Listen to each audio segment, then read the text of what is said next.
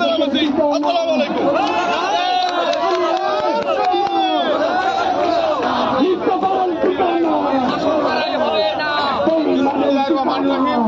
বাংলাদেশ জাতীয়তাবাদী দল বিএনপি দীর্ঘ 17 বছর ধরে এই আনোয়ারাতে আমরা বিএনপির নেতা কর্মী যারা ছিলাম, আমাদেরকে এই আলহাজ সরওয়ার জামান নিজাম আজকে যে নমিনেশন পেয়েছে, যিনি নমিনেশন আনছে এবং টাকার বিনিময়ে হোক, যে কোনো কিছুর বিনিময়ে হোক নমিনেশন এনেছে, কিন্তু আমাদের একটা দুঃখের বিষয়, আমরা ওনাকে 17 বছর ধরে এই আনোয়ারাতে পাই নাই। বিএনপির দুঃখ দুর্দশা যখন ছিল তখন আমাদের চট্টগ্রাম দক্ষিণ জেলা বিএনপির সদস্য সচিব জনাব লায়ন মোহাম্মদ হেলালুদ্দিন ভাই আমাদেরকে লালন পালন করেছে, বিএনপির হাল ধরেছে। এই আনোয়ারাতে লায়ন হেলালুদ্দিন ভাই যদি না থাকতো তাহলে আনোয়ারা বিএনপি অস্তিত্ব দেখতো না।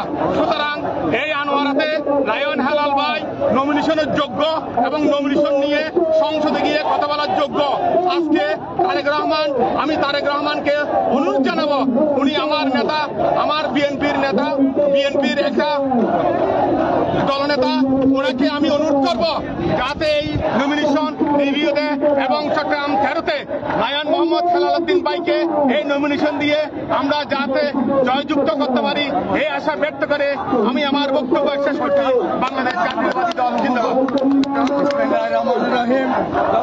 আনোয়ারা কর্ণফুলী বিএনপির পরিবারের তৃণমূলের প্রাণের দাবি।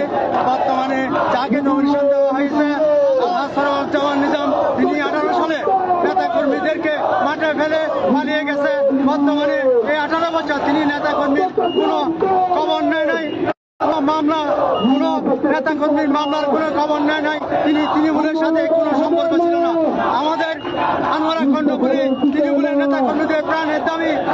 বর্তমানে যাকে নমিনেশন দেওয়া হয়েছে তাকে বাদ দিয়ে আমাদের প্রিয় নেতা লায়ন হেলালুদ্দিন ভাইকে পুনরায় নমিনেশন দেওয়ার উদাত্ত আহ্বান জানিয়ে আমি আমাদের প্রিয় নেতা বাংলাদেশের জাতীয়তাবাদী দলের চেয়ারম্যান তারেক রহমানকে উদাত্ত আহ্বান জানাচ্ছি। আনোয়ারা